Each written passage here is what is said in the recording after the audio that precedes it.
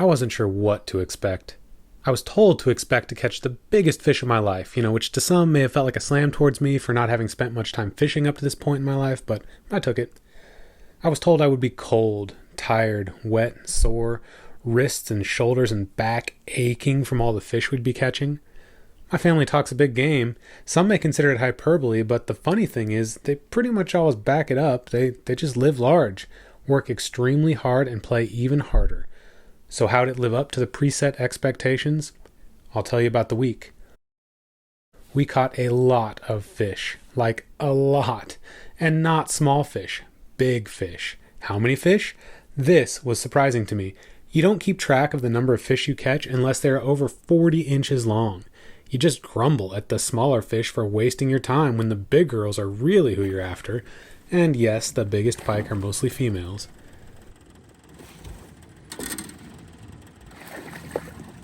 That's the easy way to do it. So on a normal day, you spend 10 to 12 hours fishing and catch somewhere between 100 and 200 fish probably, but you really only care about the handful of fish you catch over 40 inches long.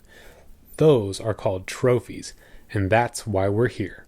Oh, if I was Mike, I'd call it a 43. I'm calling it a 42, though. It's close. It's a good fish. Not counting all our fish surprised me. I caught a fish on the first or second cast. I got excited. It was immediately apparent that this was going to be a little more active than most fishing trips I'd been on. Then another cast. Another fish. I yelled out, 2, assuming that I had the most luck of this ultra-competitive group and, being the least prone to trash talking on the entire side of this family, I thought it'd be funny for me to kick things off. Well, it was funny, but mostly because the others had been fishing here for years. My uncle, the force behind this trip, had been doing the same routine for 20 years now. My dad and cousin have gone along whenever possible and probably have more than 20 trips between the two of them. So yeah, it was funny to everyone that I was bragging about catching 2 20-something inch fish within a couple minutes, because those little guys were just time wasters to everybody else.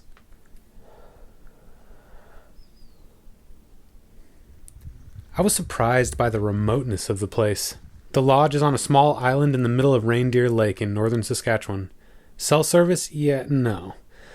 This several thousand-acre lake is native Cree land. It was formed by a glacier scraping across the top of the land, leaving thousands and thousands of small islands dotting across the sometimes shallow, sometimes ocean-like waters.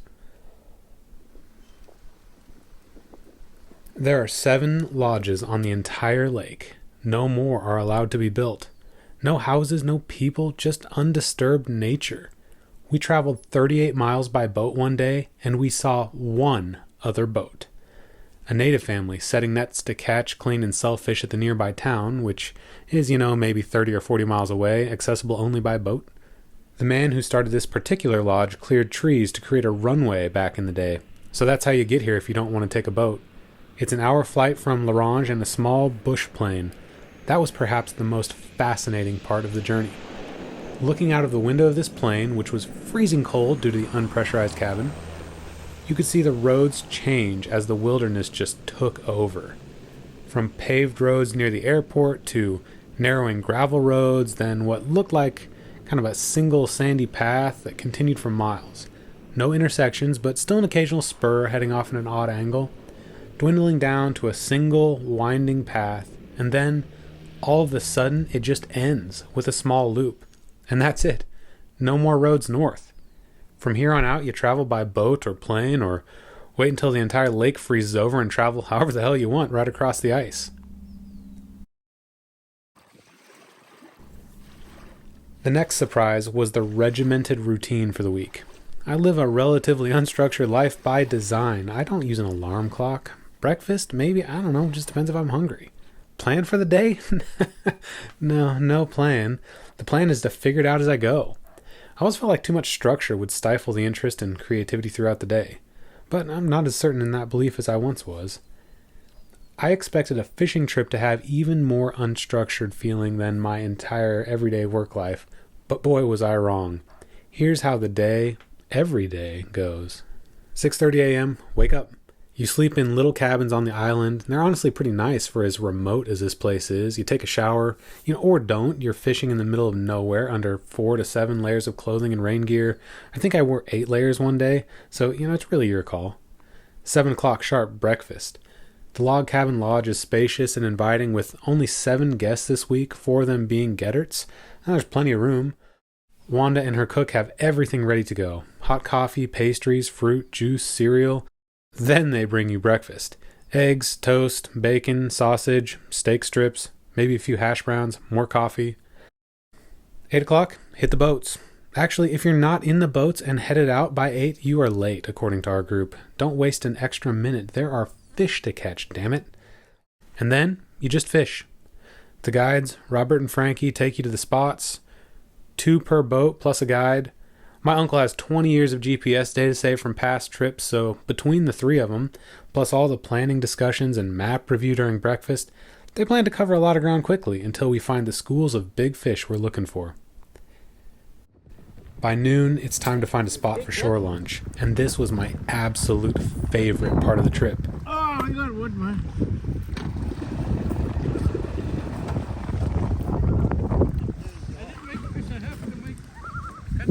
Of course, we can eat them whole. You can't take any fish home on a trip like this. You can't even use barb hooks when trying to catch them. You have to pinch your barbs on all of your lures to treat the fish as kindly as possible. But you can keep a fish or 2 to eat as shore lunch, and that's what we did every day.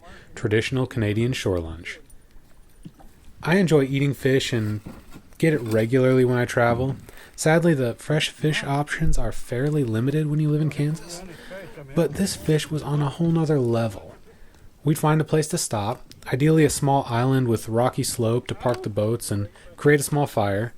Yeah, but not so small that it didn't have any wood. I always found it hilarious when we drive by a beautiful little spot, but Frankie wouldn't stop because no wood.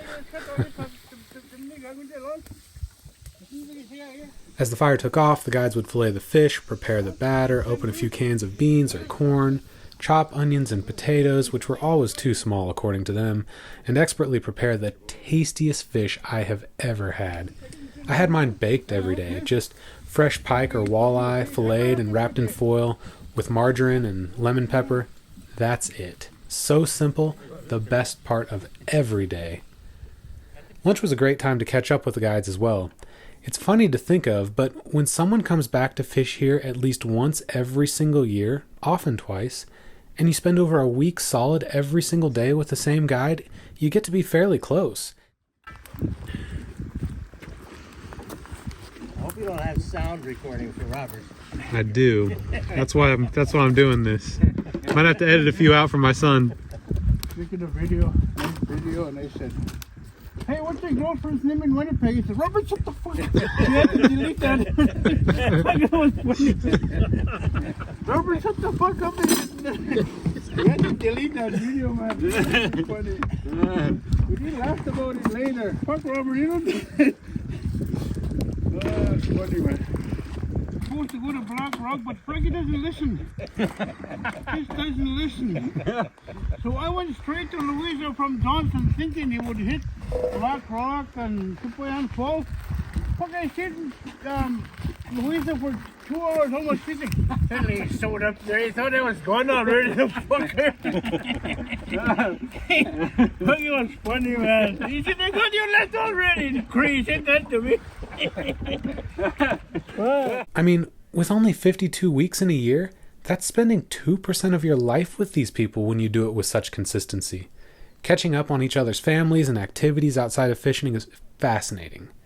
Robert, the lead guide and constant entertainment for the trip, hauls trash for the community when he's not guiding groups.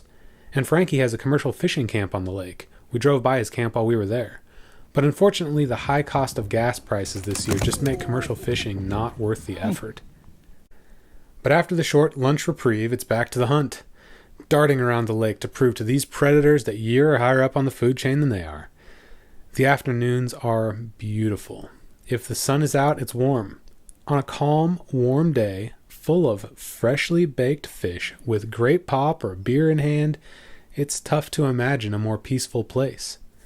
I really enjoy taking a few minutes to sit and soak it in before getting scolded for not having a lure in the water. 5 p.m. Hors d'oeuvres and drinks. But we often didn't make it back by then. I don't think we ever did, actually. We generally missed dinner at 6 p.m. too, opting to stay out for another couple hours yet. By the time we'd get back, dinner would be wrapped up and waiting on the stove. Dinner was delicious every night, wonderfully prepared by Wanda and her staff, from steak to pasta to chicken, always with salads, gigantic desserts, and I mean gigantic desserts. Wine, whiskey, whatever you want. And fish stories. I didn't know fishing made people so emotional. There's real anger and frustration towards the ones that got away, and real joy in telling the stories of the unique experiences encountered that day.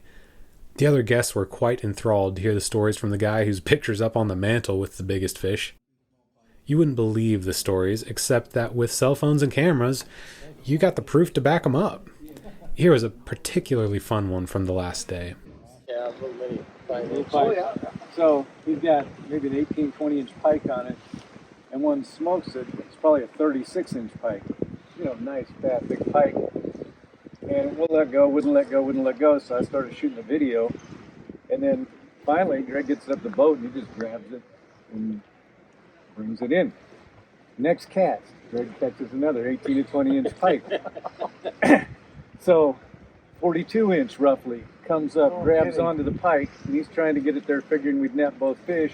It lets go, and here comes one that's 46 and a half that grabs the pike. Would not let go. We end up netting both. Frankie netted it. Both pike. Yeah.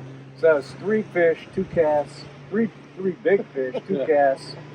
And so we figured, better not. No, it's pretty good. no, we said, Robert, you mess around with the little stuff, 50, 51 inches. And Frankie don't do that. He goes for 70 inches at one time. Yeah, exactly. So That's cool. it was. I've never seen You 2 got in a row. video of some of that? Yeah. Oh, you have to send it. Yeah. I got I'll your use a cell. little bit. Yeah. Yeah, and I got your Use some cell. clips. Yeah. Just get clips of it and put it on a. But that was a good that was ending. crazy. Yeah. Yeah. That was We were having trouble finding the big guys, the gals. Those are the only till ones we then. saw. Yeah. But Where were you guys? The pairs that fished together during the day continue the competition at the pool table late into the night. Boat v. boat. Did you see the way those balls exploded? Oh. But as midnight nears, the long day starts to take its toll and morning looms. Gotta get rested up for the real reason we're here and quit wasting time. Tomorrow, the routine continues. By the end of the 8th day, we'd caught over 40 trophies. Some big fish, too. But not the biggest ever. Not this year. We ran out of time. And that was the final surprise of the trip for me. As the sun was setting on that final day, for some reason I didn't feel like I was quite finished. Something felt undone. I knew a bigger fish was out there. I'd seen it. The biggest strike of the trip had just hit my rod, and I didn't manage to land it. I finally understood the allure of fishing. If only there was time for just one more cast.